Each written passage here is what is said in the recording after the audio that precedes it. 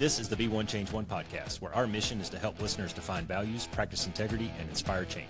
Our vision is to mentor men and empower them to achieve more by taking responsibility for shaping their own lives. He's Cass, an evolving man who has been shaped by adversity and continues to grow through his imperfections. And he's Roscoe, an imperfect work in progress that tries to suck less every day. Between us, we have over 40 years of Air Force fighter pilot experience with countless hours as trainers, instructors, and mentors. Join us and learn to take responsibility for your own life as we dive into subjects from leadership to resilience to vulnerability. Be the one who changes their course. Be decisive, driven, and purposeful. Set the example for others. Lead. We wish we'd had this show when we were younger men. Be the one. What I got as soon as I walked across the parade deck at graduation when got In-N-Out Burger before catching the flight. Jesus. Oh, all right, it was well, glorious. So I ended up dating and marrying a girl that went to high school down around Orange County, down around El Toro. Used to be a Marine base down there, if you're familiar with that. Her dad was a Marine, and she was going on and on and on about this stupid In-N-Out Burger, right? So we've been dating about a year, and she flies my Alabama ass out to California. First of all, when I landed at LAX, I walked off the plane and I was like, can I just get back on and y'all send me back? This ain't for me, man. So no shit, man. She takes me to In-N-Out Burger, and that's when I found out that in Southern California, it's 2 hours to anywhere. They said, hey, we're just going to go to In-N-Out. It's just right up the road. 2 hours later, we were getting an In-N-Out Burger. And I don't get the hype, man. It's a fast food burger. I'd rather have Sonic, to be honest with you. Well, I mean, like I said, once you've been in boot camp for 3 months, though, it's definitely a luxury that is very, very welcomed, I will say. But yeah, I do get what you mean. It's very, very basic, and maybe that's part of its charm is just its simplicity. You don't get the animal style or something cool like that? Well, yeah, you can get the animal style, but I think, just your regular lay visitor that just goes in an In-N-Out Burger just wanting something quick, really quick. You just got, a single, a double, and then fries. And, they got pretty nice pink lemonade, I guess. But that's just about it, though. Bro, give me a Baconator with a Frosty and I'm good to go, man. Simple but effective, I will say. Yeah. Any place that I have to go that has a secret menu that I don't know about, it's probably not the place for me. Perhaps. Yeah. Well, it's also one of those things where do you really want to go up there and ask for the secret menu? Because what if it's just someone's just throwing you a loop and then you look like a total dumbass? What if it's all bullshit, right? Yeah. Because I haven't asked for animal style yet because I don't actually want to go up to these In-N-Out Burger folks and ask for animal style and then have them look at me quizzically like they don't know what the hell I'm talking about. So that would just be embarrassing. Yeah, that's good. That's good. Cass, what's your fast food of choice? I know you're a big fast food eater, man. No, I don't really eat salads fast food, to go. Man. Yeah. Yeah, I like salad and go. If I do get a burger, it's usually Habit. I like Habit. Yeah. What's Habit? There's a place that started in Santa Barbara, and it's kind of starting to move out of California now. But it's called Habit Burger. It's good. Yeah. It's not cheap like Chick-fil-A. I like Chick-fil-A. Yeah. I'll get Chick-fil-A. Dude, it's hard to beat their plain original, like the OG chicken sandwich, man. Piece of chicken, I love their couple of pickles, chicken.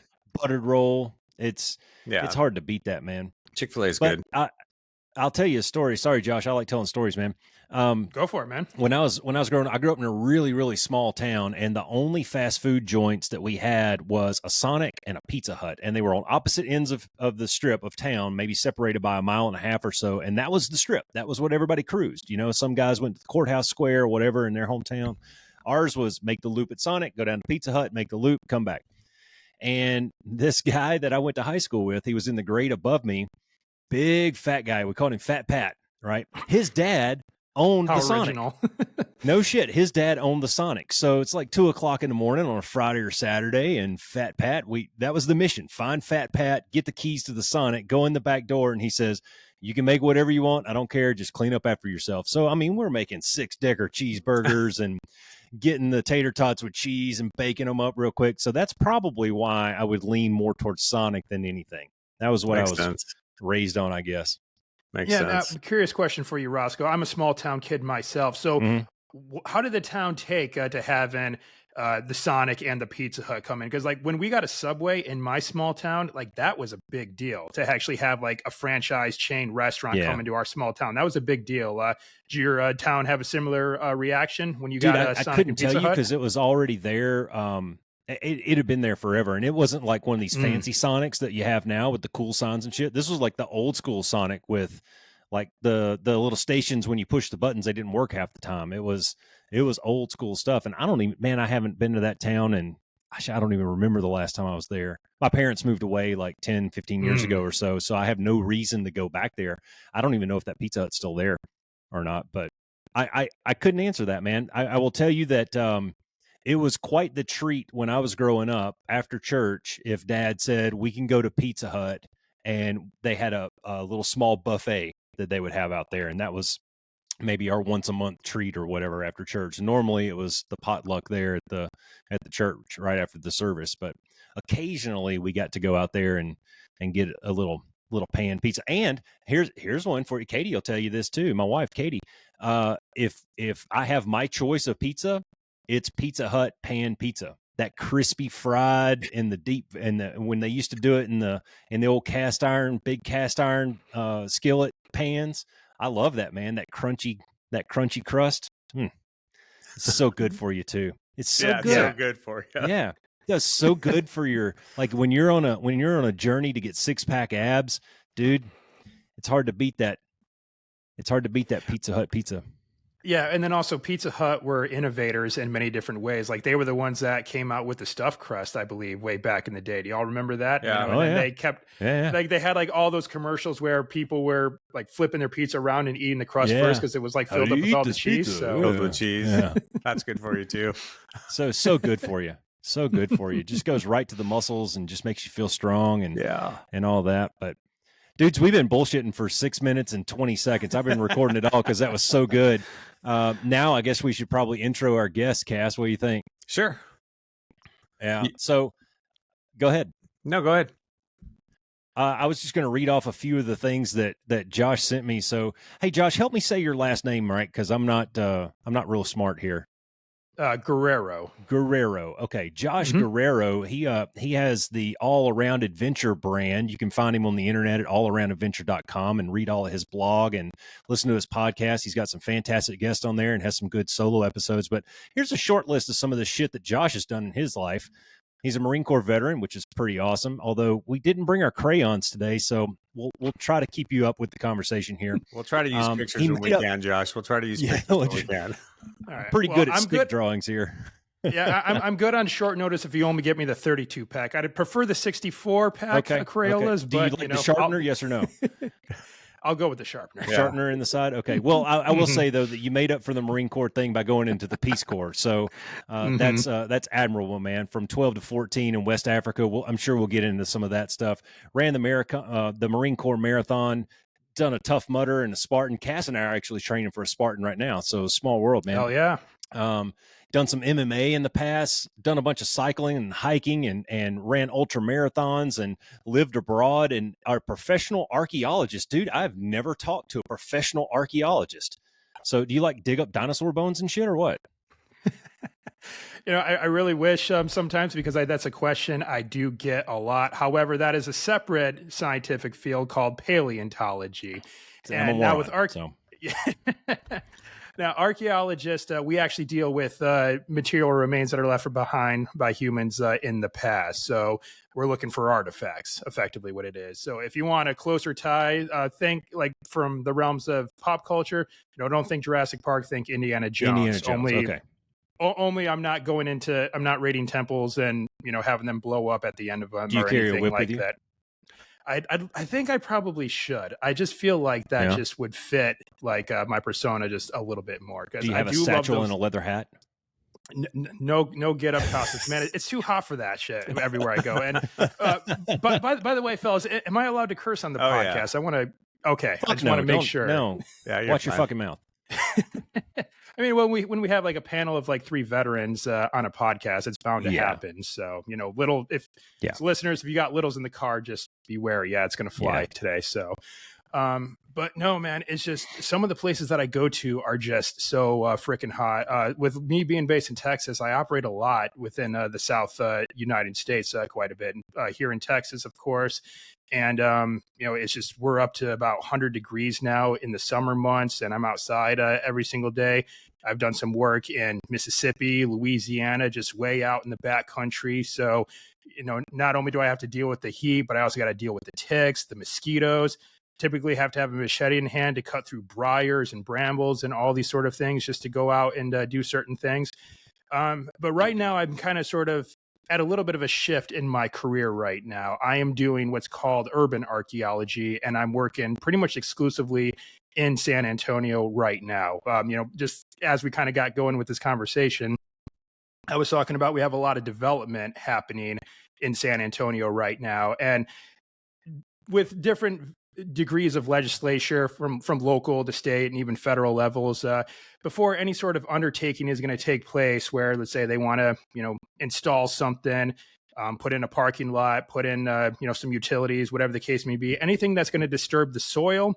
They usually need an archaeologist present to monitor it, just to make sure that as they're digging, they're not bringing up like human remains or coming across like foundations of old buildings or maybe some buried artifacts in certain locations and everything. So I'm there to monitor that. And then if I see something, I have to record it and catalog everything and give them the green light as to whether they can continue or not. So that's where I'm at in my career right now. And it is a little bit more of an elevated skill within archaeology. You need a certain set of qualifications in order to do monitoring, which I happen to have now. So I've received a master's degree from the University of York in England, and I've been doing this professionally for just a little over 6 years now. So that's kind of where I'm at in my career. So not so much slugging it out in the wilderness anymore. I'm, just taking a trip to downtown every single morning and just getting around these construction folks and watching them work. That's cool, man. I remember one time, this was back in the 2010s when we were at Luke Roscoe. You might not have been there just yet, but they were putting up like the utility was putting a big solar field out next to the base.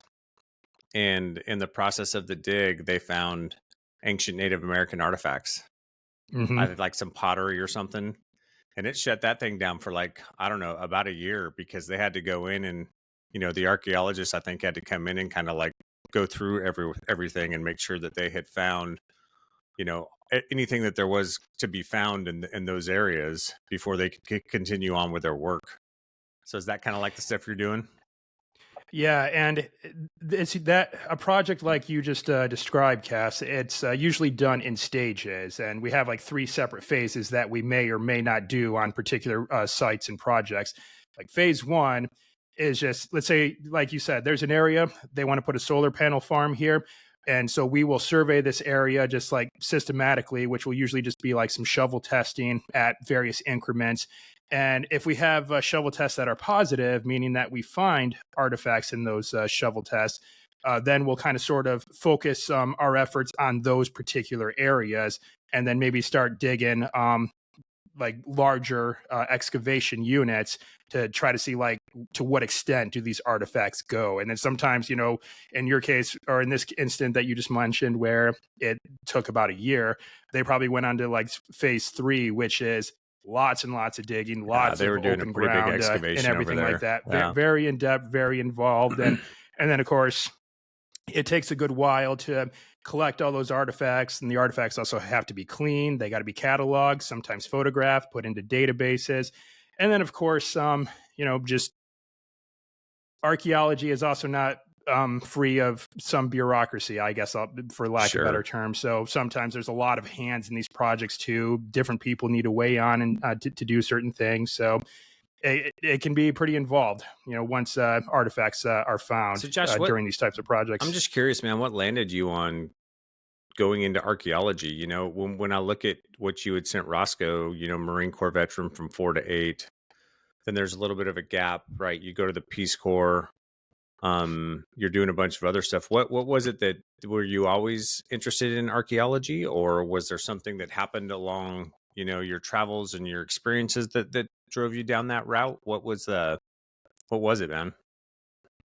I would have to say it was my Peace Corps experience overall. Just spending 2 years living with this culture that was entirely different from my own. It really got me interested in anthropology as a whole. Because I was living in just this rural village. I had no electricity, no running water in my house, and just really just observing the people in my village and my host family, especially. They were the ones that I spent the most time with. And this was in And West I was just Africa, kind of right? correct. Yes, the Gambia in Okay. West Africa. Very, very small country. It's about the size of New Jersey. And yeah, I was just absolutely fascinated with what I was experiencing. And then, of course, there's this saying that I absolutely love and I kind of live by, and that is that those who return from an adventure are not the same as those who had left.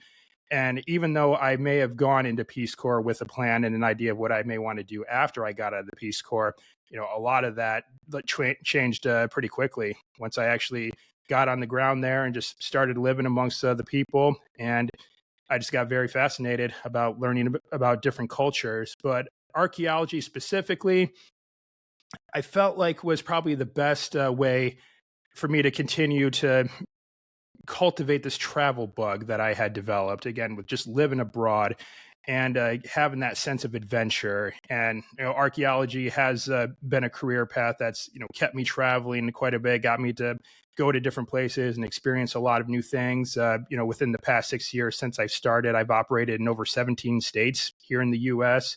I've also done some digging in England and also the U.S. Virgin Islands.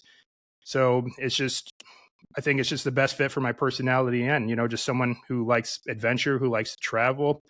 And yeah, I think overall that's kind of what set me down that path. That's cool, man.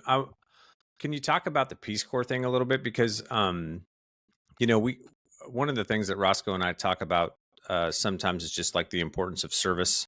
And especially for younger men that maybe listen to the podcast, like if you don't know what direction that you want to go in life, like going in a service direction is good, whether that's, the military, because it gives you structure, gives you a paycheck, you have benefits coming out of it with the GI Bill, time to figure out what you want to do. Maybe you pick up a trade while you're there, to something that we haven't talked about, like the Peace Corps, right? But that's another way that you can go in, build relationships, explore some things. So what was that process like for you going into the Peace Corps? And like, first, what led you to it? And then what was that whole experience like? Because I think it'd be really great for some of the listeners, especially the younger ones who may be kind of struggling with what they want to do and where they want to go in life. Because like you said, right, dude, you kind of discovered that passion for archaeology.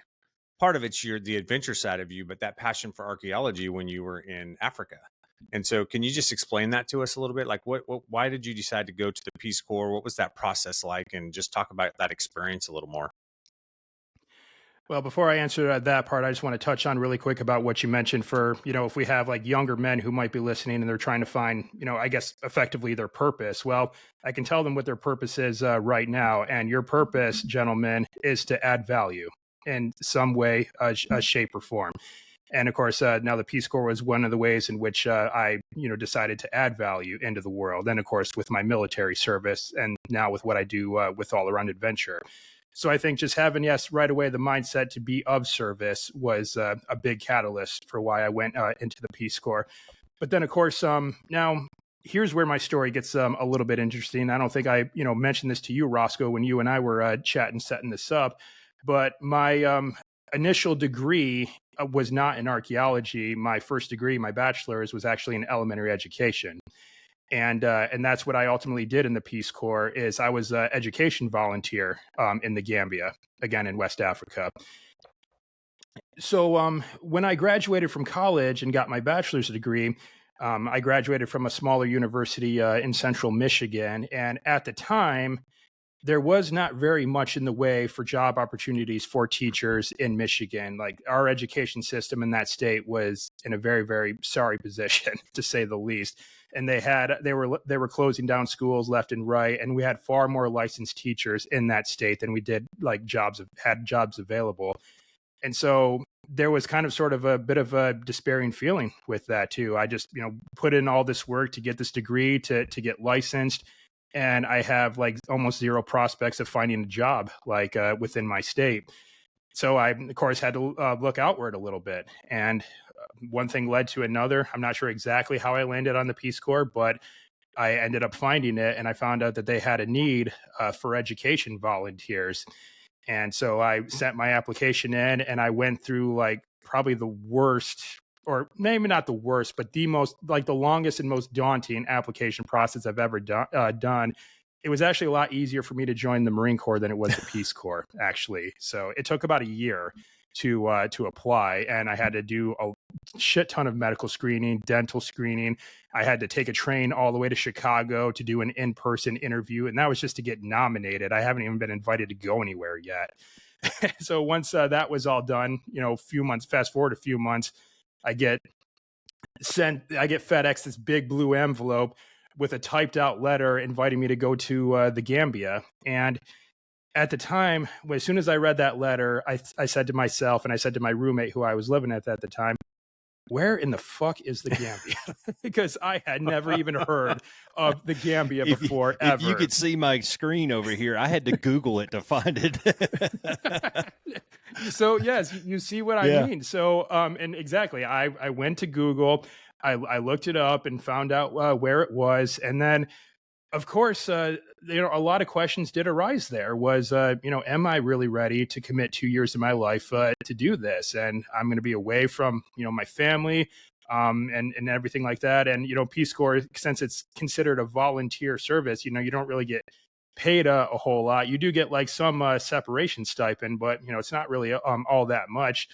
But I kind of just remember, saying to myself that at the end of the day, this isn't really about me. This is about the people on the ground there that I think I can actually do some serious good for. And again, just having this mindset of being of service to others, especially having done the Marine Corps. And I certainly didn't get that sense of being of service while I was actually just, going to college. And, I worked customer service, but it just, there was just something missing there. Like, going from being in the military to just working like a part-time customer service gig at U-Haul, which is what I did. It's just there's a big hole there that a simple job like that can't fill. Yeah. Not to knock on anyone who works those types of jobs by any means, but so I knew that there was something missing there, and I felt like the Peace Corps in the end would kind of fill that hole that I had, and so I went and had a pretty tough adjustment at first because again, no electricity, no running water, and very limited means to contact people back home.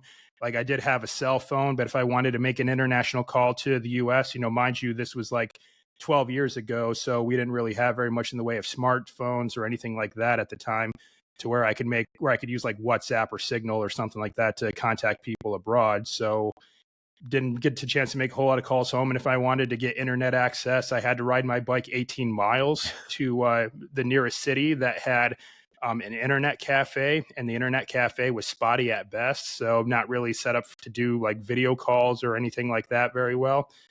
So lots of adjustments that I had to do. And, looking back on my service though, it's just, sometimes it is kind of tough to think like how much of a difference like did I truly make, because I feel like when it comes to international aid workers, I think a lot of people have this perception like, oh, you're going to go there and, you're going to build schools, you're going to build these buildings, you're going to install all these water wells and everything like that.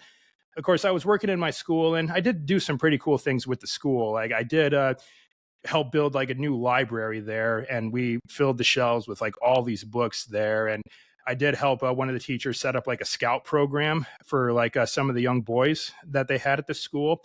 But I think my biggest accomplishments, gentlemen, was what I was able to do with my host family and what I was able to teach them for their safety and their own health and everything. For instance, diseases like malaria, of course, are spread via the Anopheles mosquito, which is which exists in those subtropical areas of Africa and similar countries. But they weren't aware that malaria was spread by mosquitoes. They kind of said malaria as kind of sort of a catch-all term for just you simply being sick. So if you got the flu, you have malaria. If you got a stomach ache, you have malaria. It was just a catch-all term that they used for just simply being sick. But when I explained to my host father that malaria was actually spread by mosquitoes and everything, he kind of looked at me with just like the shocked look on his face, and he went to Basse, which was like the nearest city, and he got a mosquito net for every single bed in the house, so that way everyone would be safe from the mosquitoes when they sleep.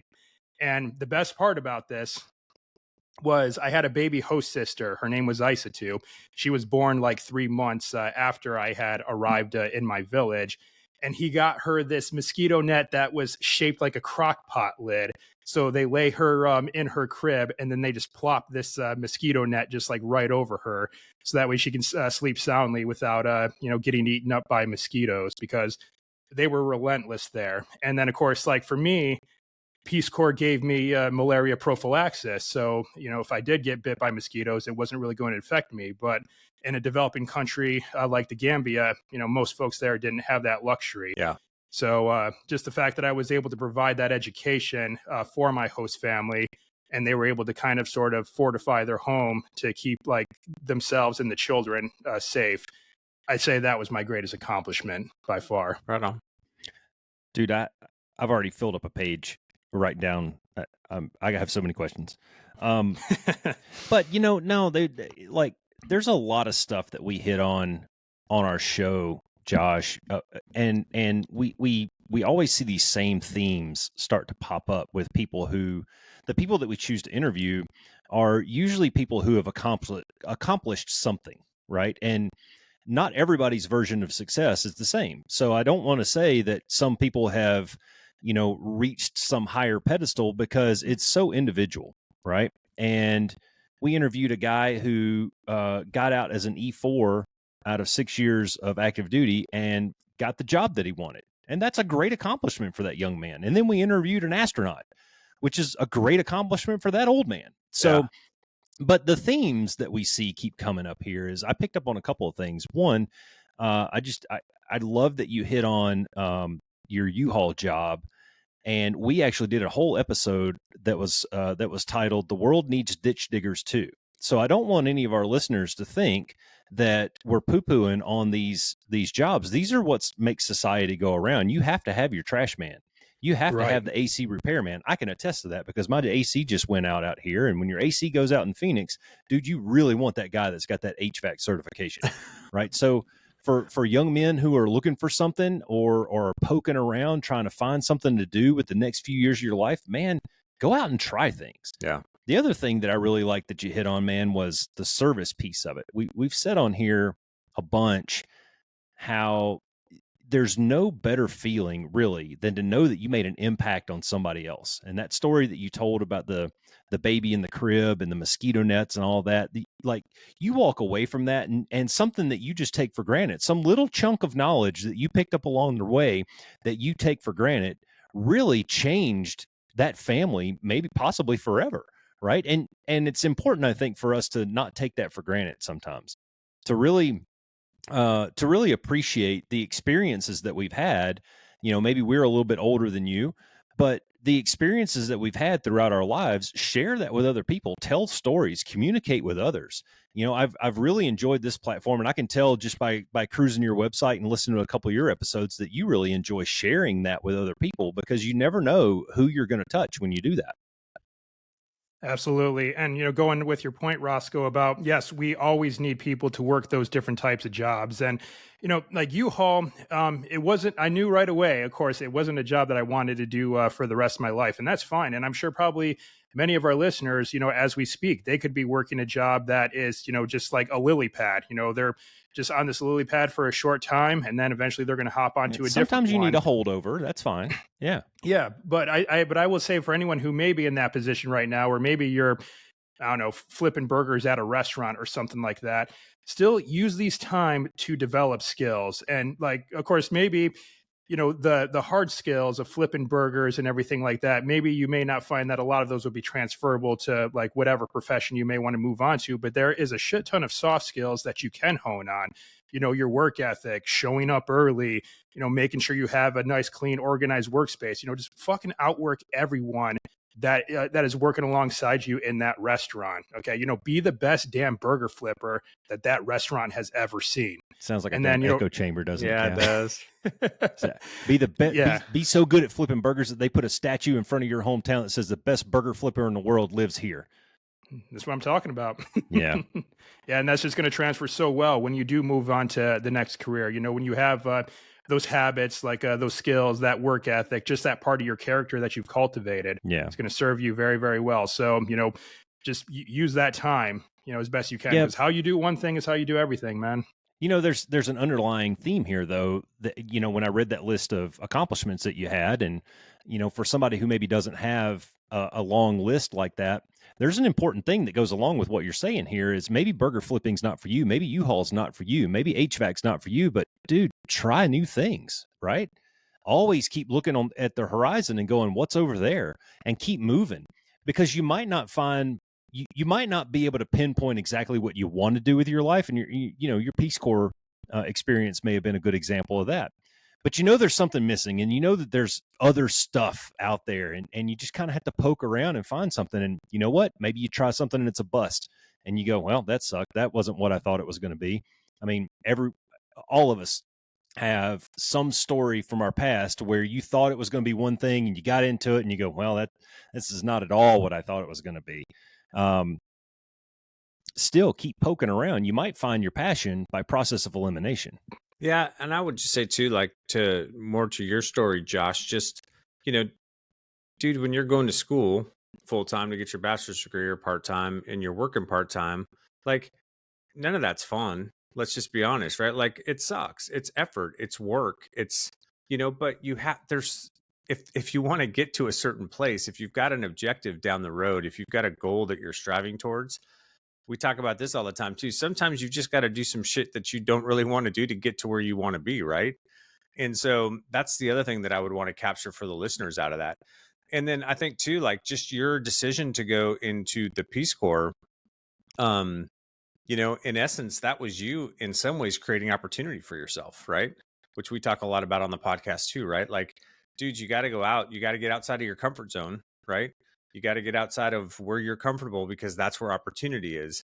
And I would imagine that signing up and going to West Africa in Gambia was getting slightly outside of your comfort zone for 2 years, right?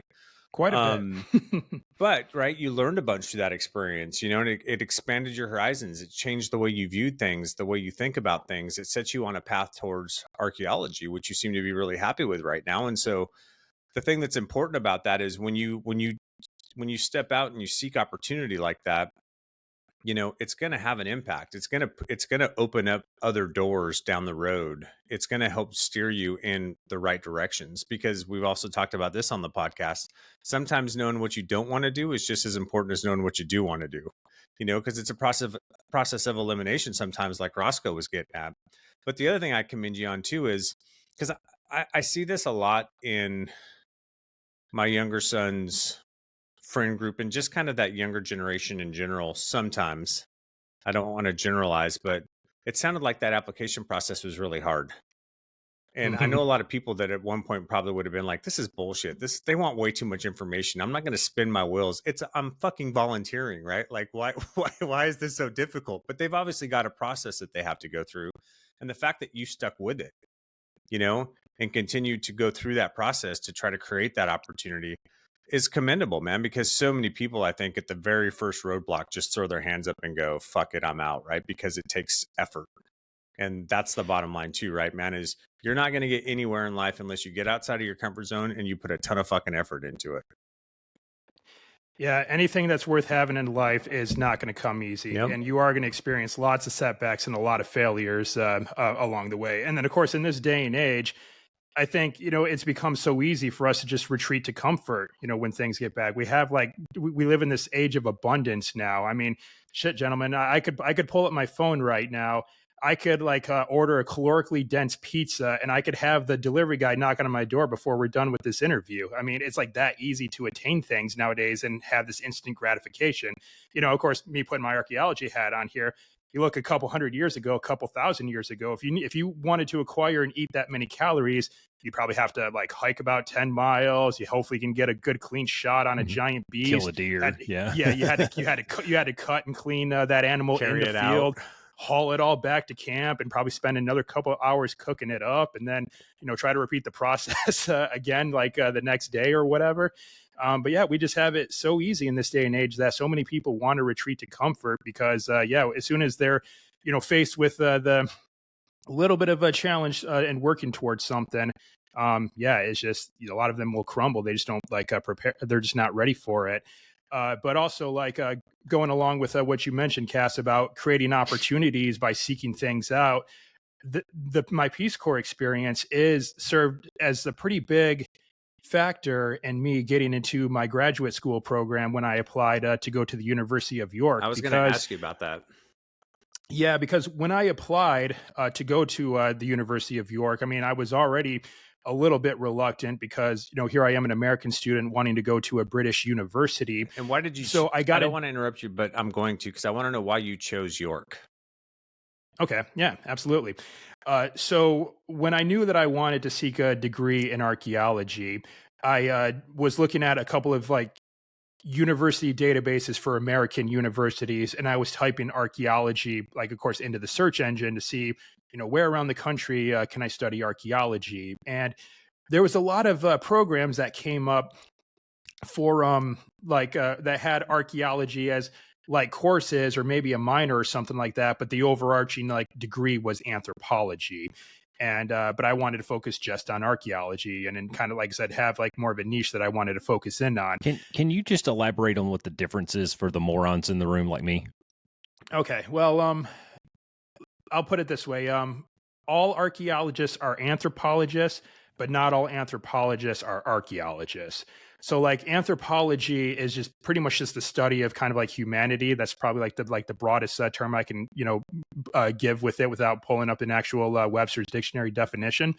But archaeology is a subdiscipline of anthropology, and that's when you're focusing strictly on just material remains of humans from the past. So it's where anthropologists, they may go to different cultures around the world and actually interact with the people there, and experiencing their culture through the lens of actual maybe in-person communication, or just studying the culture as a whole, as a people, where it's I am trying to understand the people by the material remains that they leave behind, because some artifacts could actually be prehistoric artifacts, meaning that they predate history. And I'm going to, kind of go on a little bit of a side thing, so I hope you guys will bear with me here. But when we talk about history, history is literally just written word.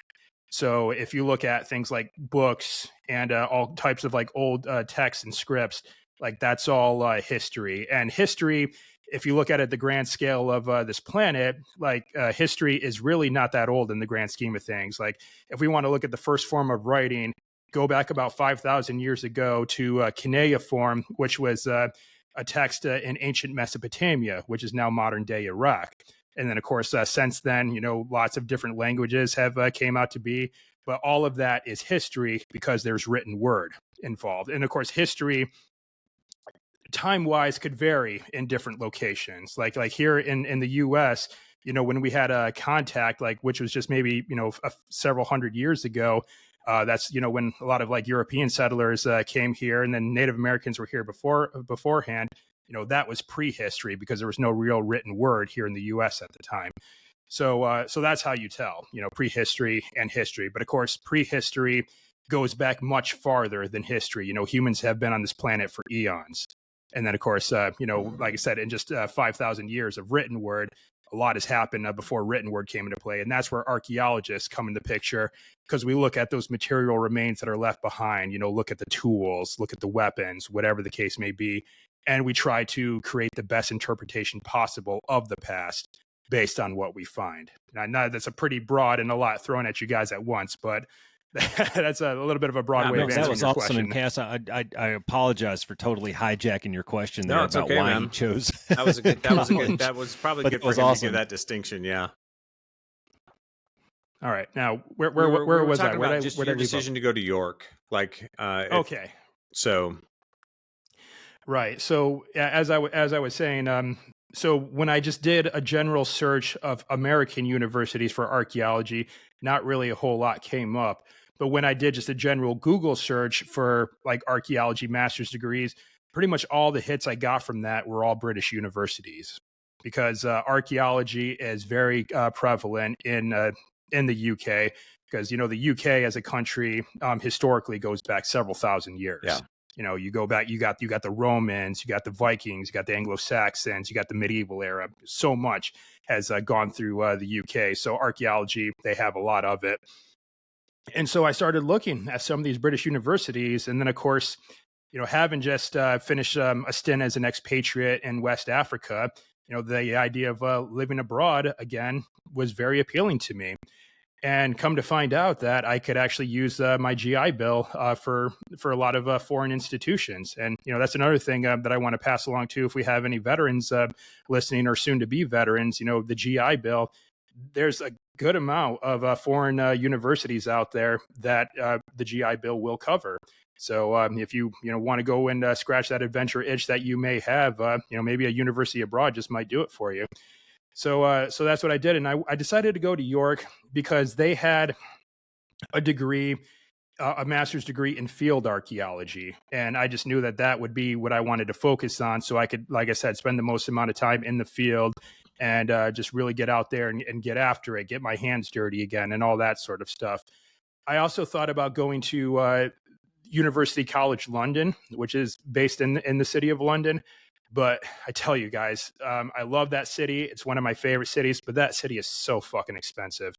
If I were to have been a grad student there, that would have been a financial death sentence. Yeah, you can have it, man. I just couldn't do it. So I applied to York, and of course, creating opportunities. A lot of that came with my own efforts too. Instead of just applying and then hoping I would hear back, I actually got pretty proactive with it, and I actually reached out to the professor that was going to be supervising this particular program to ask him about that, so that way he knew my name, and hopefully he would be on the lookout for my application too. Just all those extra steps that you could take to create those opportunities for yourself. And I think I wasn't sure exactly how he felt about bringing me on, since I didn't really have any archaeology experience ahead of time, because the way that his program was set up, it was very much for someone who had their bachelor's degree in archaeology in some way. And this was just sort of the next rung in the ladder for them to go up on. So I think he might've been a little bit reluctant about that from me, but then, he saw, my resume, and he's like, okay, so he did this Peace Corps thing. And then before that, he did this Marine Corps thing. And then of course he does have a bachelor's degree too. So at the very least, this man follows through on what he sets out to do. And I think, sometimes, and when it comes to just these opportunities, whether it's in academia or maybe even potentially a career, I almost think that's what a lot of would-be employers would actually look out for. In my current role as an archaeologist, a lot of the questions that I got asked in my interview wasn't really so much about my technical expertise, but it's just, again, those soft skills like we discussed earlier. It's just are you going to, put in the work? Are you going to show up on time? Are you going to do all these things? Are you going to follow through with what you set out to do? And also, do you have integrity? It's if you say you're going to do something, are you actually going to do it? So I think him just looking on my past, I think he had the answers to all those questions just based on what I've been through. And so lo and behold, he welcomed me into the program. And I probably will say, me being a foreign student might have had something to do with it, because foreign students usually have higher tuition rates that they have to pay, so more money for the university. But we'll go with what I said first, though. Overall, well, listening to you tell that story, Cass, this is going to sound really familiar to you, but what jumped out to me first was you followed up and you highlighted yourself for the right reasons, not the wrong reasons, right? So I say all the time, I've been telling my kids this for years, nobody takes care of you like you. So you have to follow up. You have to have your best interest in mind, because guess what? Nobody else does, right?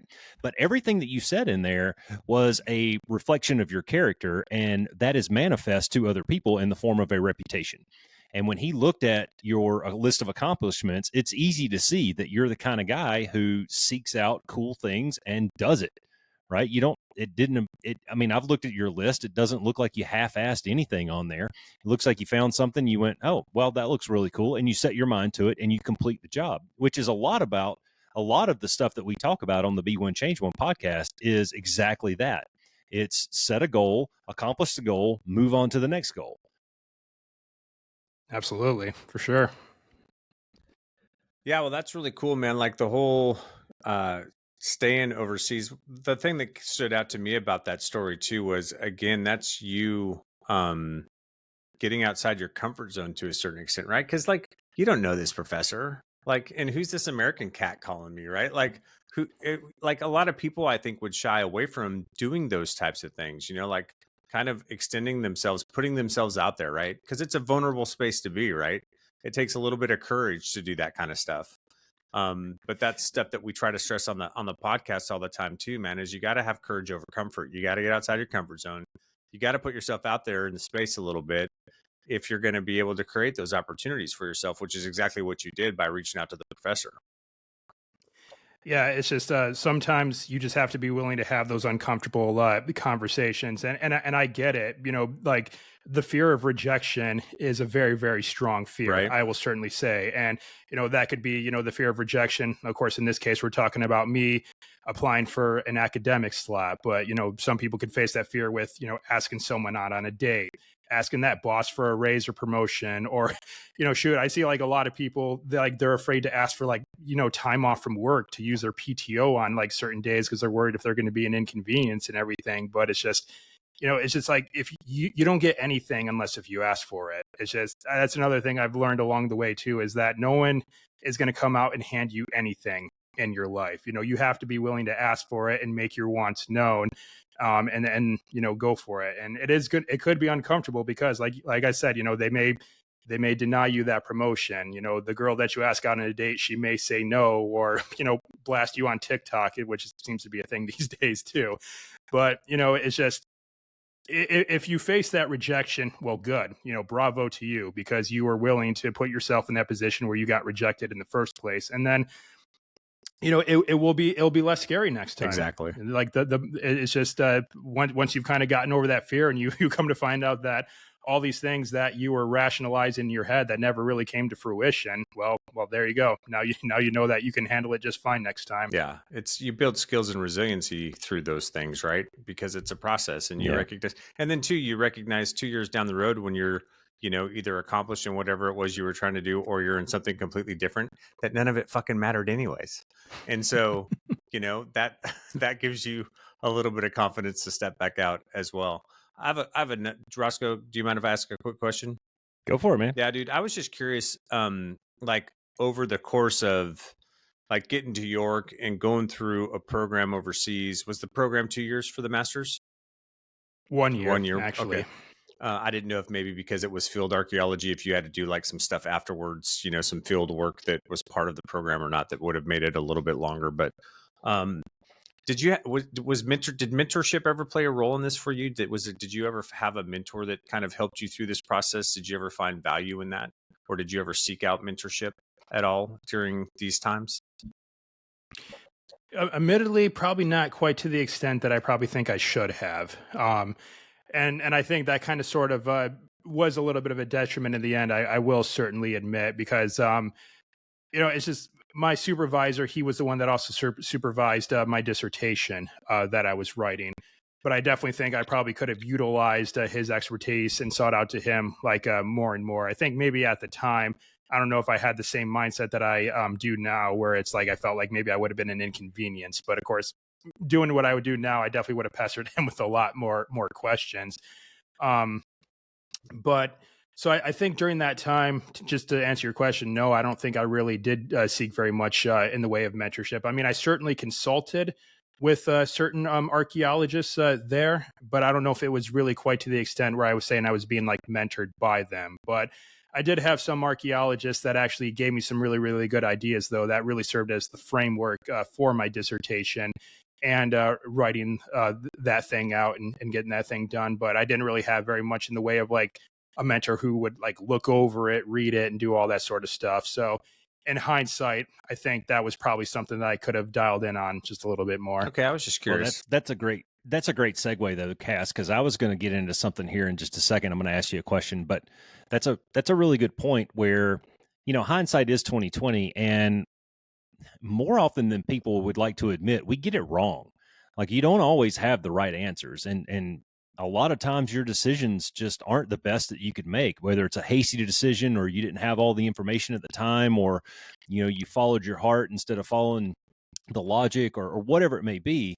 But I wanted to ask you, with all this list of accolades, and for the listeners who've been with us now for the last 49 minutes and 9 seconds, it sounds like everything is going great, right? You decided that you wanted to go to the Marine Corps. Bam, did it, champion. You decided you wanted to go to the Peace Corps. Bam, did it, champion. You wanted to run all these races and you got medals and all this cool stuff. I want to hear about a time where it didn't go right. I want you to tell me a story, if you can, about something that just fell completely flat, and maybe some lessons learned that you gained from it. Yeah. Let me see. Well, I'll tell the story that comes like right offhand. Since like just as soon as you asked that question, something did come to mind.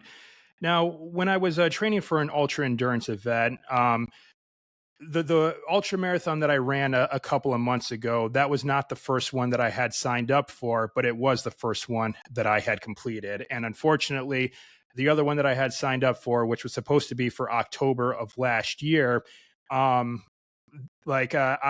made some mistakes in training and I ended up injuring myself. And it was to the point where I had to like bow out of the race, and I felt very, very defeated as a result of it.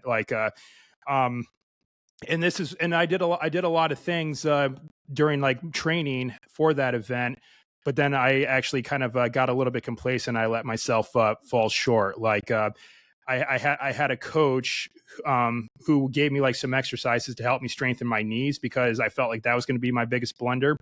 But I didn't follow through on a lot of the exercises. I skipped a lot of those exercises and just like ran and didn't do those supplemental things. And then I decided to do a long training run, like kind of like a shakedown run a couple weeks before the actual event. And during that run, I got a very, very bad case of IT band syndrome.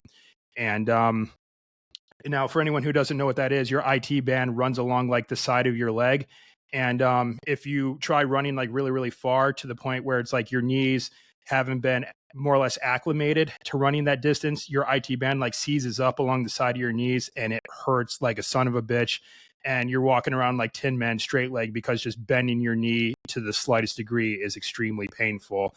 And because I was not following through with those exercises and working on my mobility, I mean, I was doing the running bit, but like all that supplemental stuff, the mobility, the knee strengthening, the stretching, the diet, all that stuff is very important just as well too. But I neglected a lot of those things, and it cost me. So yeah, like again, like looking at back in hindsight, I mean, a lot of people say that wasn't a failure because it was an injury in training, and everything like that. But let's just be real. I could have done more throughout that training camp to get ready. I skipped out on a lot of things, and you're right, Roscoe. Yes, I mean, I've accomplished a lot of things, but so fucking what? It's just like I'm not one to like rest on my laurels. And unfortunately, that's a pitfall that I see a lot of people in some of the spaces that I operate in do, especially like. And I don't want to throw all academics under the bus, but I do see it a lot in academia where someone gets their master's degree or a PhD, which, of course, takes a lot of hard work and a great amount of intellect to do. But you know a lot about one thing, but that doesn't mean you know a lot about everything. And so it's just like a lot of people will kind of look down on others in some way because they reach such like a high degree and they don't think that they can learn anything else. Yeah. And I'm like, that is like the biggest mistake you can do, because all of us, no matter like what arena we're in, we are lifelong learners. There's always something new for us to learn. I mean, again, our human past goes back eons. There's so much that we can learn. And so even though I've accomplished all these things, it's like, so what?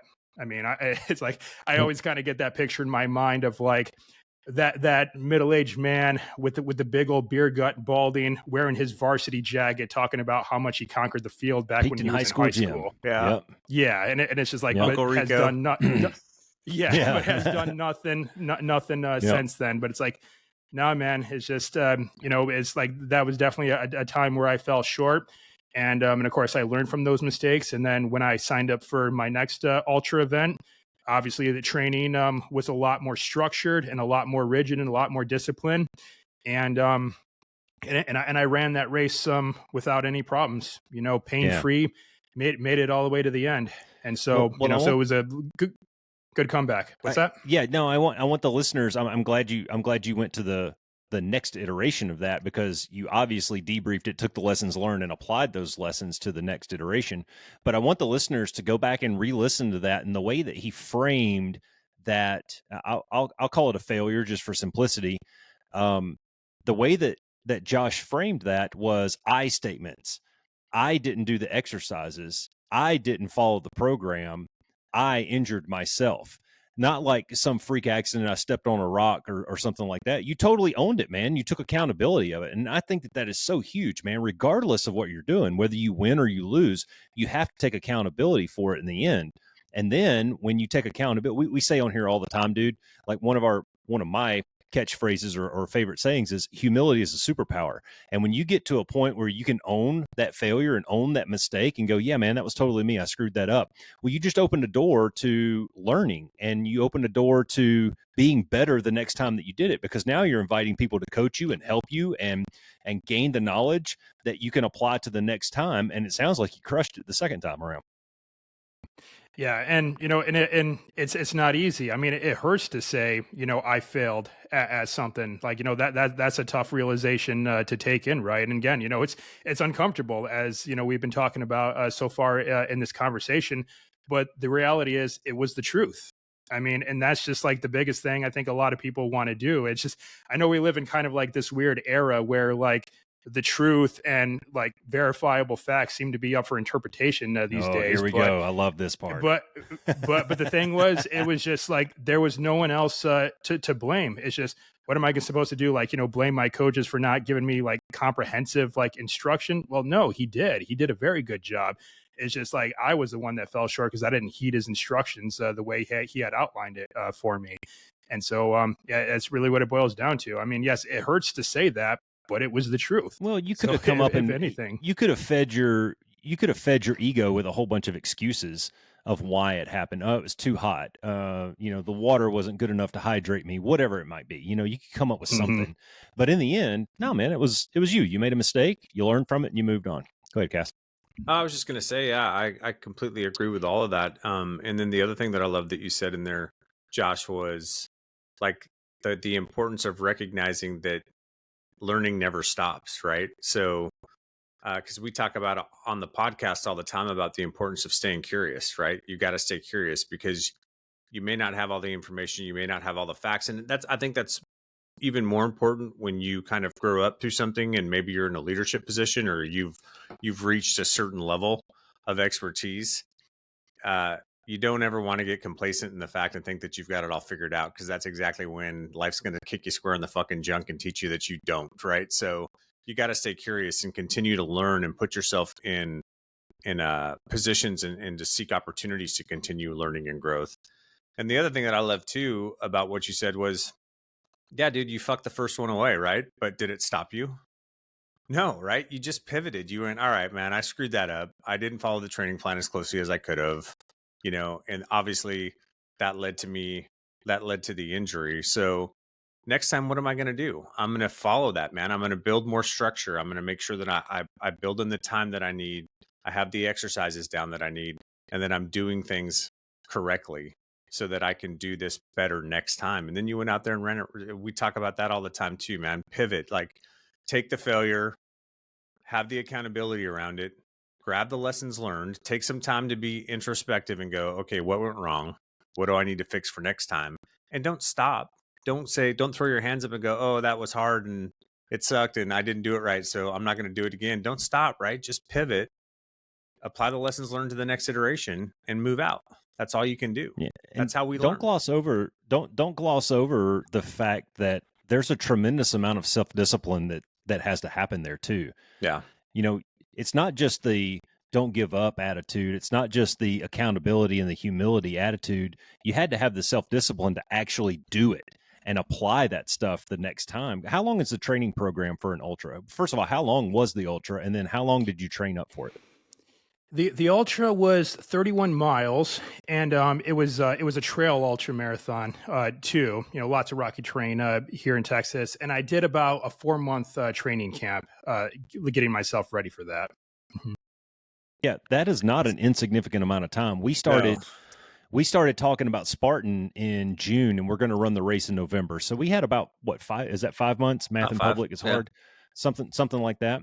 So comparable to that, and we're doing the 10K version of the Spartan, which is again not insignificant. Especially But at our age. I mean, yeah, that's valid. Can we?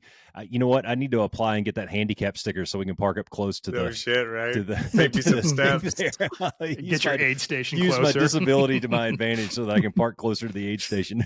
Yeah. But yeah, I mean that's a long time. Like 120 days is a long time to maintain focus Yeah. for that long. And discipline. And you really have to have that intrinsic motivation that we talk about a lot, Cass. You have to have that inside of you. Like you're not going to find 4 months worth of external motivation in a lot of places. Yeah, well, one of the big things that really kind of helped me this time around, not just with the discipline, but also I had like a vision. I crafted like a vision that was very, very keen for me, and I had a couple of I call them North Stars, if you will, just some things that are kind of sort of solidified like in my heart to really kind of keep me going and to keep training. You know, I'd say like, well, the vision is, of course, you know, myself crossing the finish line once I actually, you know, finish this. And well, that was certainly the mindset that I had when I thru hiked across the entire state of Michigan was, you know, I mean, that took me 3.5 months to hike those 1,200 miles.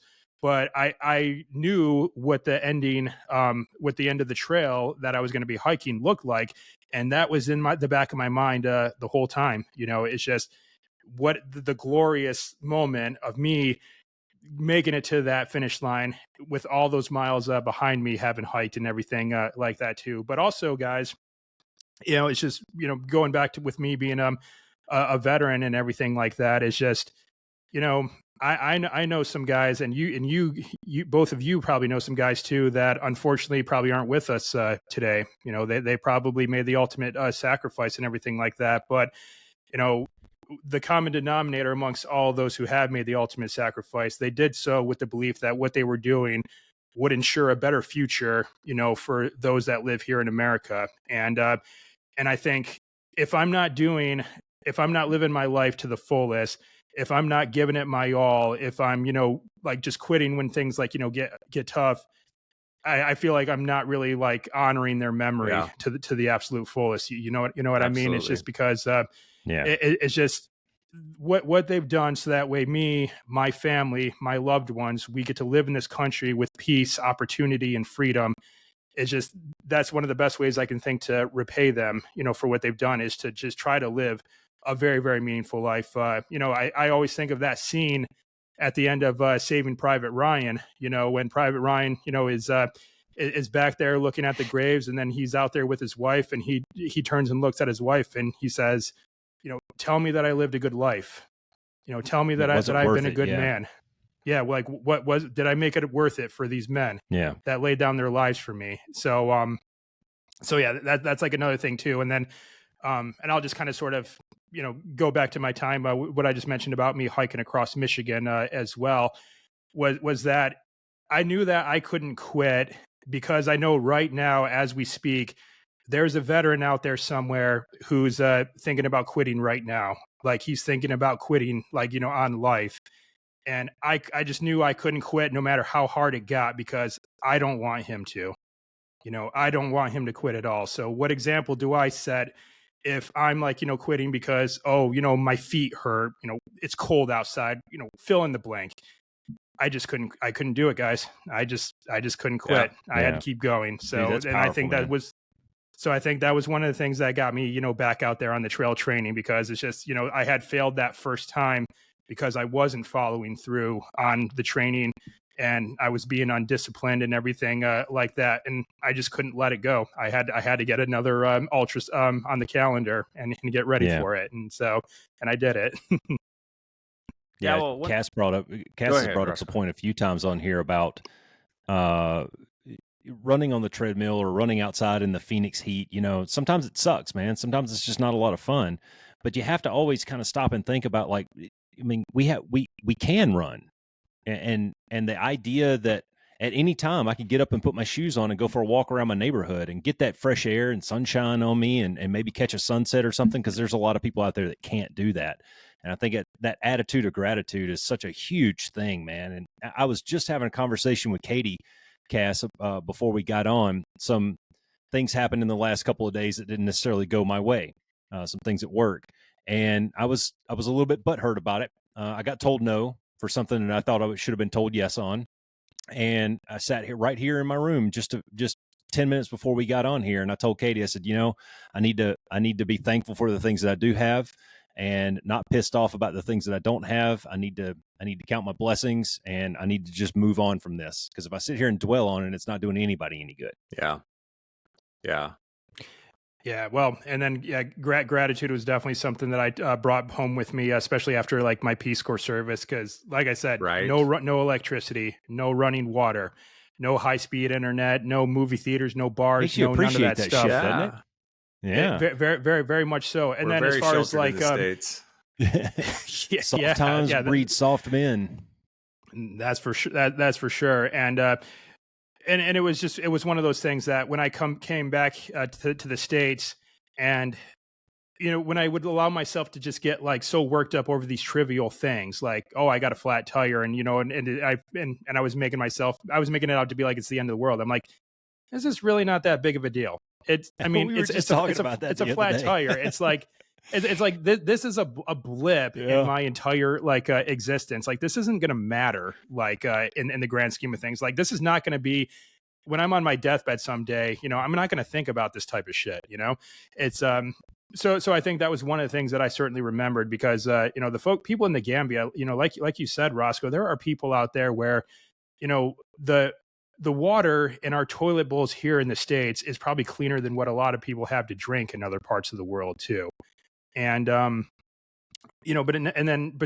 to get water in the Gambia, I can only do it in small intervals too. Like we had pumps in the village, but they only allowed them to be turned on like for a 2-hour window every single day. And I had, because the water like needed to be replenished after being pumped up.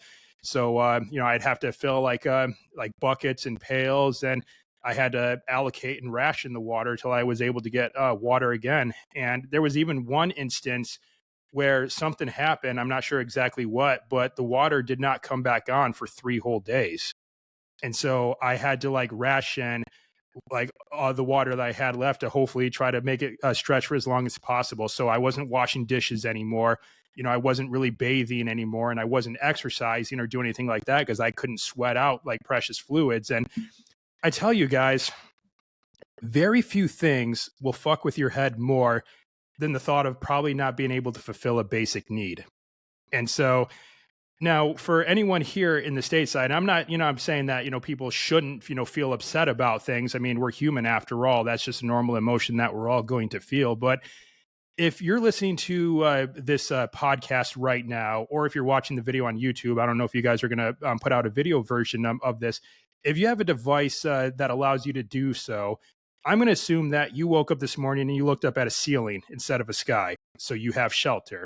I'm assuming that you probably have a faucet somewhere in your domicile where you can get a seemingly endless amount of clean drinking water. I'm also going to assume that you have food in your fridge or in your cupboards or your pantry that you chose for yourself, not foods that you just got handed or anything like that.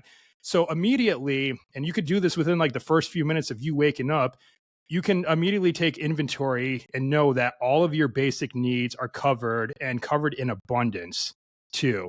And if you have your basic needs met like that, man, shit, you're set up to take on anything else, because like those are the things we all need. Maslow's hierarchy of needs, food, water, shelter.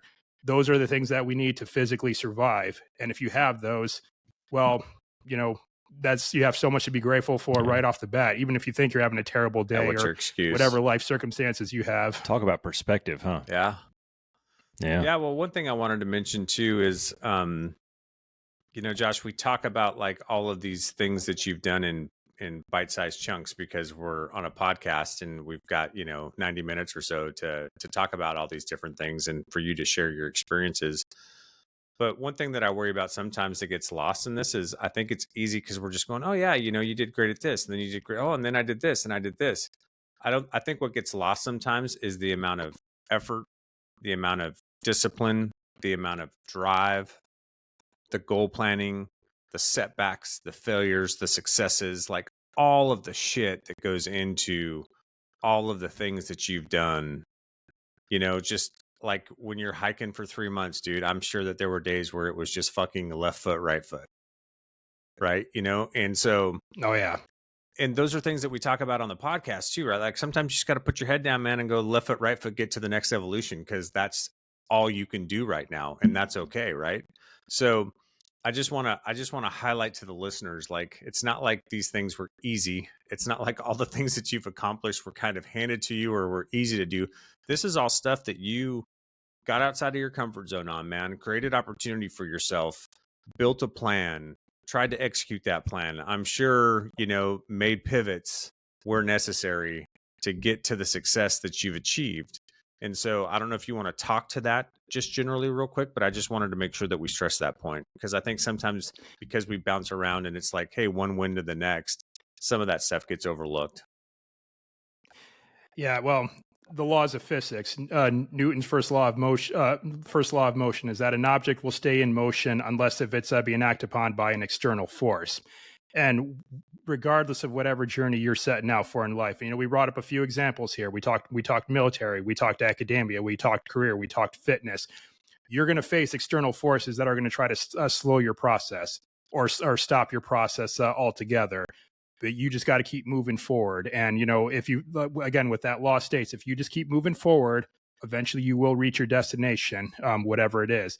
But and going back to what we talked about earlier with discipline, that's going to come in the form of lots and lots of small decisions that you're going to make day in and day out to build toward. And those decisions, they're either going to move you towards your destination, or I guess we can also say your goals and your mission, or your vision.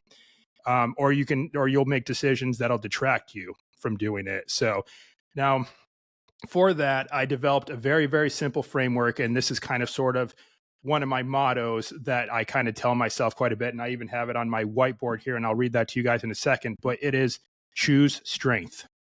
Like, what decisions will lead to a stronger version of you in the future? And like, what decisions could potentially detract you from that? Or I guess in this case, make you weaker than what you are right now. So like, if you're faced with the binary decision, do you go to the gym to do your workout or do you not? The strong choice is to go to the gym, to put in that work, to work towards getting stronger. The weaker choice is to stay on the couch, binge the Netflix, watch the porn, whatever the case may be.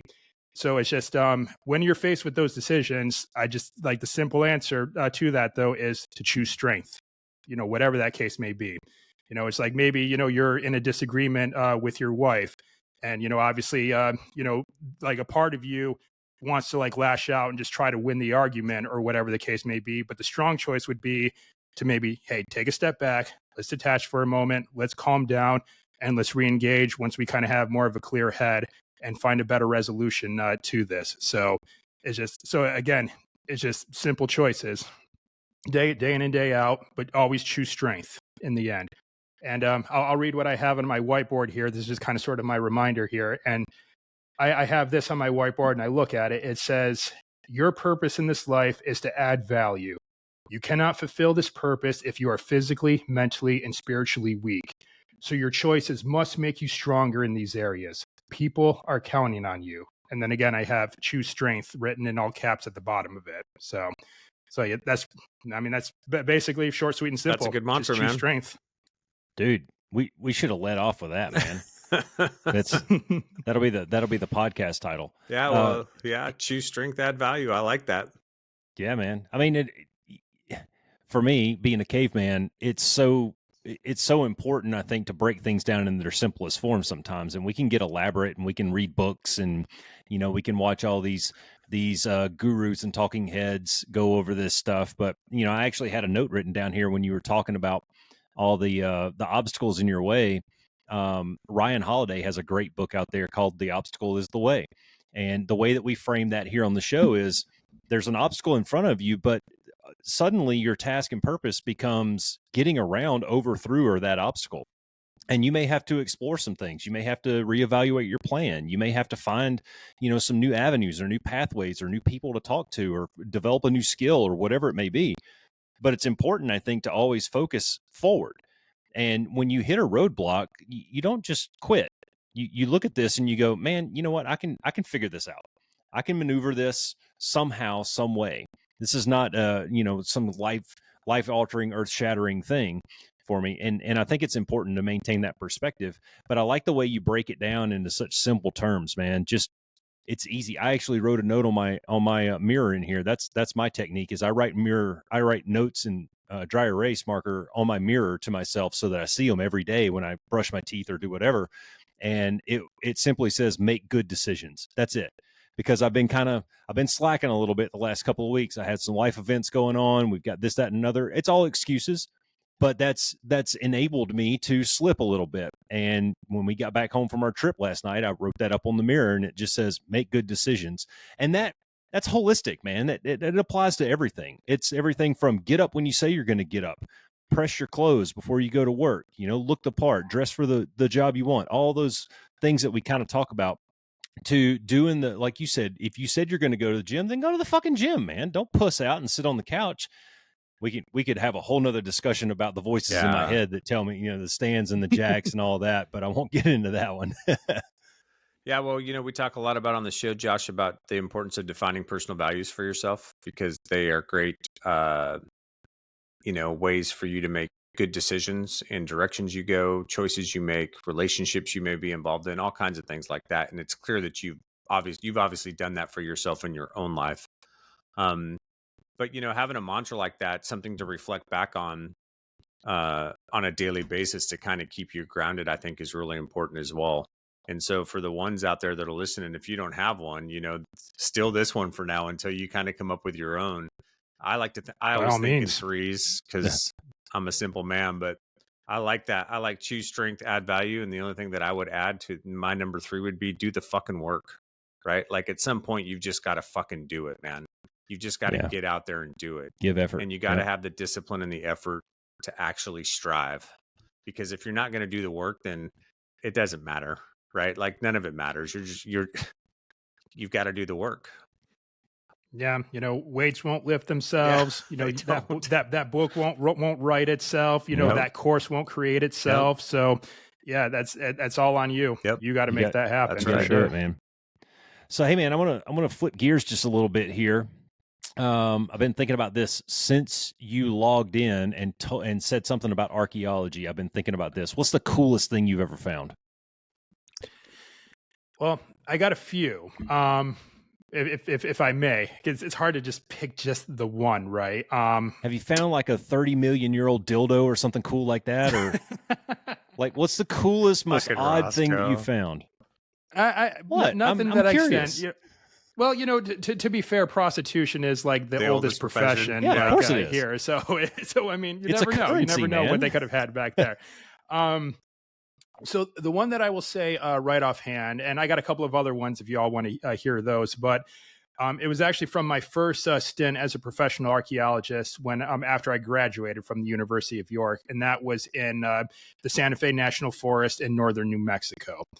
And now in an area like that, most of the artifacts that we found are prehistoric. So like I said, predate written word. And they're mostly surface artifacts, meaning, well, exactly how it sounds. You see them right on the surface. You don't really have to do any digging for them. The most common of these surface artifacts were stone flakes. So you can picture, probably just like a few warriors, a few hunters, kind of in one particular spot, chipping away at stones to create, arrowheads or blades or whatever the case may be. And then, of course, like all those flakes are just sitting right there on the ground. And then, of course, in an environment like this, where, it takes like quite a while for it to undergo drastic change, a lot of that stuff is still just sitting right there on the surface. Now, out of all the flakes that we would find, like there was different materials that they would use back then. Chert was the most common, I would say. And that's certainly what we found the most of. The most amount of flakes was cherts. But every now and then, and this was kind of rare, but like maybe and I'm literally talking about maybe 1 out of every 100 flakes would be an obsidian flake. And obsidian, if anyone's seen Game of Thrones, it's dragon glass. It's, you know, what they would use to kill the White Walkers. It's like a black translucent glass type looking stone, you know, very, very sharp once you break it. I mean, so sharp that it could even be used as a surgical scalpel. No joke. But that was kind of rare to find. Like I said, maybe 1 out of every 100 flakes. But gents, I actually found an entire arrowhead made out of obsidian. And it was the most exciting thing for me. I mean, albeit it was a small one, but the fact that, you know, very few of the flakes that we found were obsidian flakes, and then to find an entire arrowhead out of obsidian, oh man, it was just so exciting. Do you have to give those to like a museum or something, or do you get to keep it, or how does that work? Well, it depends on the project. Like in this case, we left everything there because since this was a national forest, we had to establish boundaries for the archaeological site to preserve it, because they were doing what was called a timber sale, meaning they were going to come in there, they were going to clear out a lot of like fallen trees and stuff like that to thin the forest, so that way there was like less risk of like forest fires and everything like that. So in this case, it was there. Sometimes we'll do collect things, and we'll typically collect them. And I usually, with me being a field archaeologist, I have like limited access to the artifacts. Well, maybe not necessarily, but I turn them over to curation, and they're the ones that handle like the cataloging, the cleaning, and then coordinating with like the different entities to decide where they're going to go to next, and everything like that. So it's like I bring them the artifacts, and then they kind of sort of go wherever they may go once they change hands. So it depends. It depends on the project. Interesting. That's cool. Yeah. Yes. You guys want to hear a couple others? Okay. No. Go All ahead. right. So I'll go back to England here now. So I was part of a dig, and, you know, I was telling you guys a little bit about phase 1, 2, and 3. This one was a phase 3. So picture like a huge, like open excavation effort happening here. And we were excavating the site of an old Roman military fort, and we think it might have been a cavalry fort, actually. And I ended up unearthing a sherd of pottery. That's what we call it. We call it a sherd. You know, it's just like a piece of pottery. And it was called Crambeck ware. Now, Crambeck ware is a style of pottery that dates all the way back to the Romans. So if you wanted to place a date on this, we're talking maybe somewhere around 300 to 400 AD, so close to about 2,000 years old. And Crambeck was like a region in Roman-occupied Britain that produced Crambeck ware, and it was like a distinct style and everything like that. So this sherd of pottery has been lost to the world for nearly 2,000 years until I pulled it out of the ground. That's cool. And I actually made a PhD student kind of upset. Her entire PhD thesis was on Crambeck ware, but she's hardly found any herself. And then here I am just pulling one, you know, just a few feet away from where she was digging. So she was kind of upset. But did you give it to her and let her study it and do her thing? Yeah, you know, of course, you know, I definitely made sure she, you know, got hands on it too and everything like that. But that's cool. I was still the one who found it. Cool. So, but you can touch it, but you can't take credit. Yeah, that's right. Better lucky than good. And let's see what else. I've done some metal detecting actually on some Civil War battlefield sites, and had a couple of cool finds there. I did find some fired mini balls on a couple of battlefield sites. But another really cool Civil War artifact that we got was in Vicksburg, Mississippi, the Vicksburg battlefield. I'm way familiar with that one. Yeah, so like there was some trees that needed to be cleared, and we did some metal detecting along those trees there. And lo and behold, we actually came across a Civil War bayonet. And this was the circumstances, though, in which we found it were kind of sort of weird. It was like embedded into like these trees' roots. So my hypothesis is that, you know, a soldier from the Civil War dropped this, and then the tree kind of sort of grew around it, and then like the tree kind of like swallowed it, so to speak, because I actually had to get the landscaping crew to like carve out with a chainsaw like the spot in which this blade was embedded into it, and then I had to just like pull out the whole chunk of wood because the blade had literally fused like to the wood. And if I were to try to like pry it apart, it probably would have broken apart. It was very, very rusted. But yeah, it was a bayonet from the Civil War. Holy shit, man. That just happened to be right there. So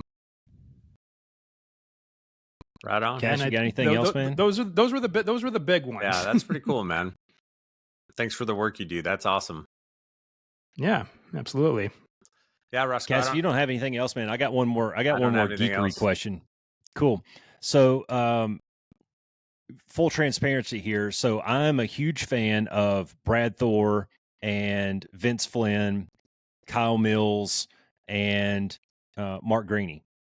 And I'm this year, my goal was to read all of the Vince Flynn's start to finish. And I think I've got 3 left. I just finished one today.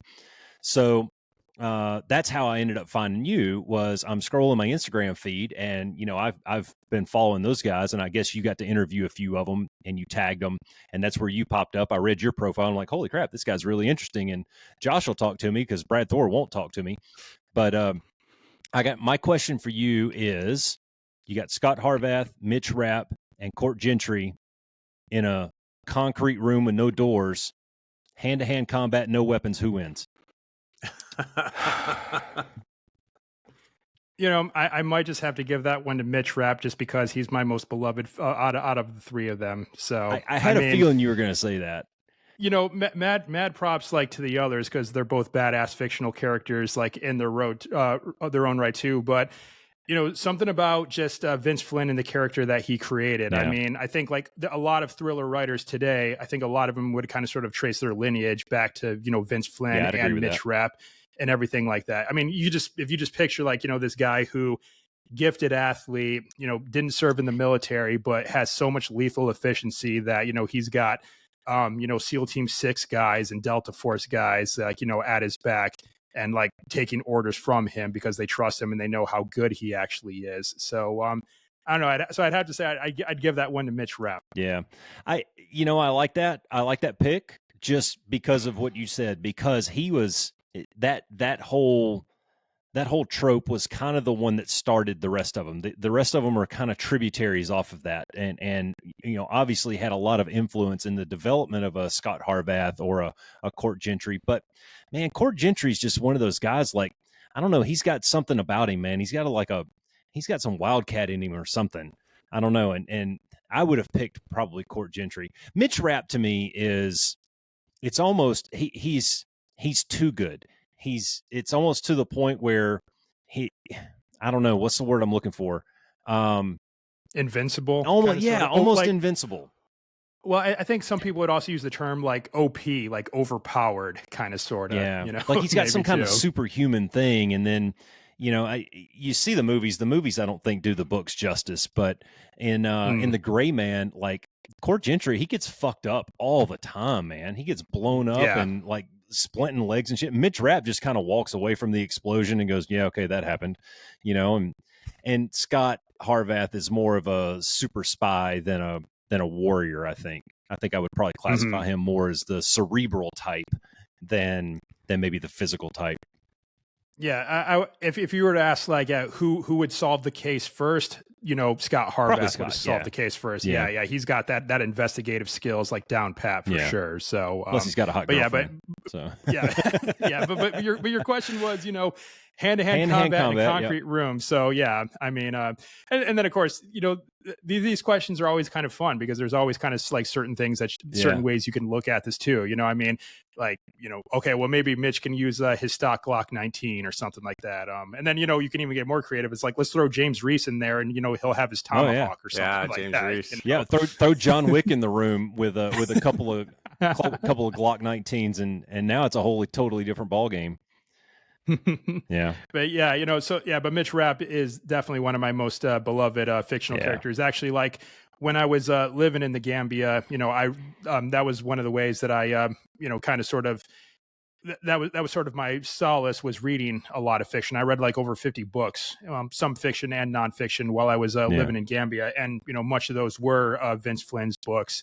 and then I ended up reading like all like 13 of the ones written by Vince Flynn, and then of course Kyle Mills took over a little bit later following Vince Flynn's passing. So which he did an amazing job too, and I've had a chance to talk to him. But and then now of course Don Bentley is picking up the mantle, and I've been reading Capture or Kill, his latest, and I got a good feeling about him and where he's going to take the series. So he's doing a good job as well.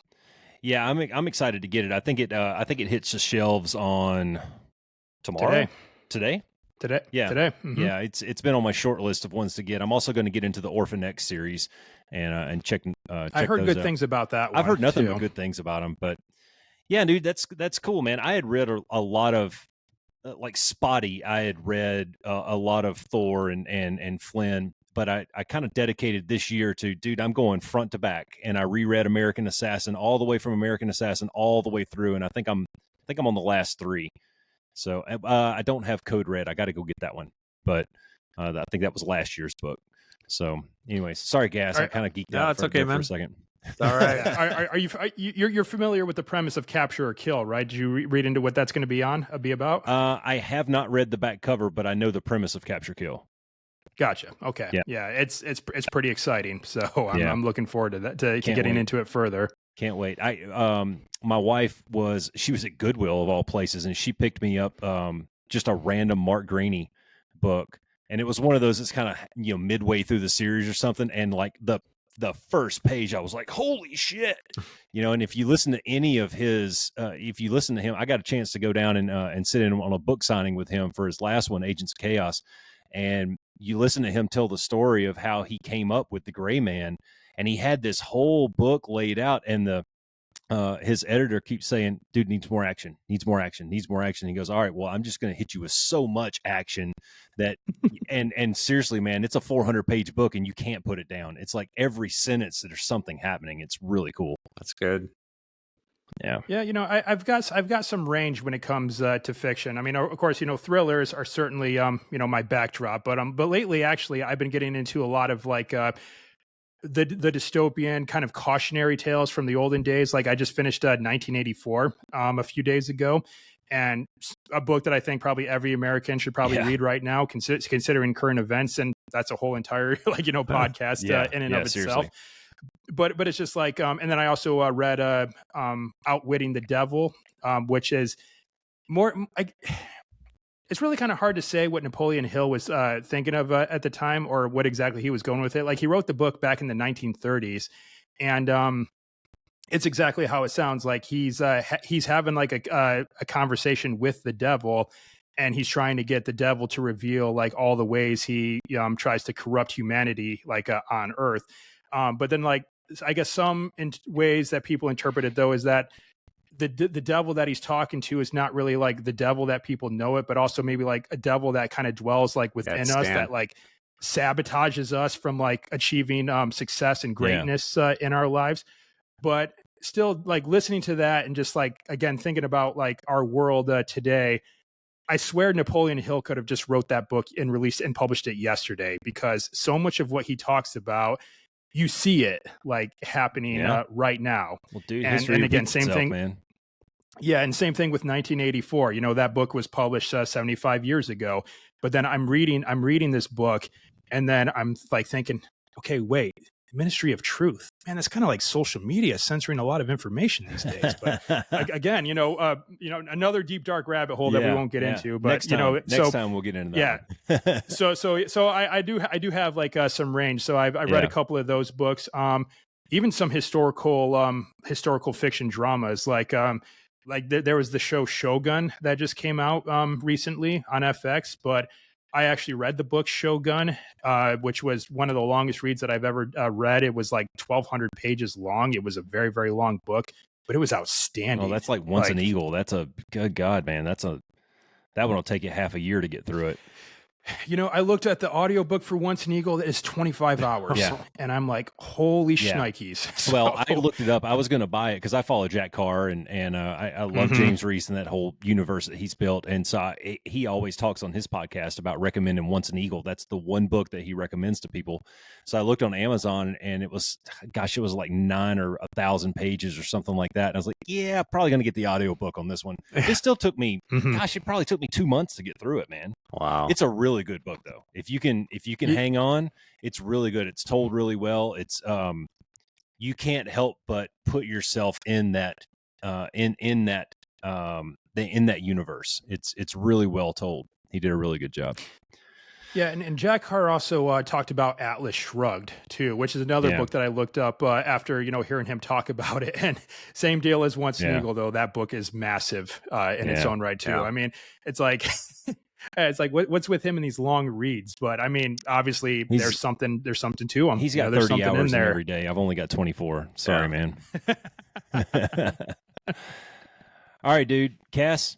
What else, man? Nothing. Thanks for coming on, Josh. It was a pleasure to get to talk to you. Thanks for sharing your story with us, man. We really appreciate it.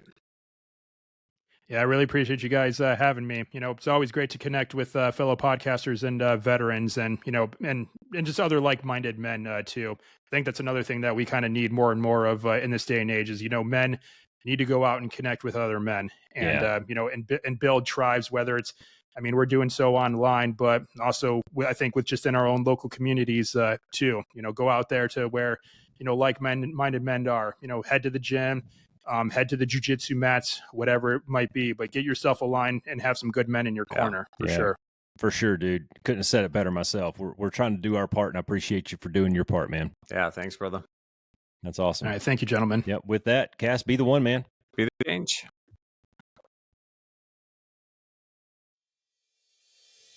Thanks for flying with the Be One Change One podcast. If you got something out of this show, then be the one and share it in your circles of influence. You can be our wingman through our website at www.be1change1.com. That's be and the number one, change and the number one.com. We invite you to be the one and join our fighter squadron on social media at Be1Change1 on Facebook, YouTube, and Twitter. You can follow us at Paul Roscoe White on Facebook, Instagram, and LinkedIn, as well as Roscoe's website, www.paulroscoewhite.com. You can email us from the website and please leave comments, share, and ask questions, or leave ideas of things you would like to discuss on future podcasts. Most importantly, be the one that helps us win the algorithm by leaving a review on whatever platform you're listening on. Thanks for joining. Until next time, be the one.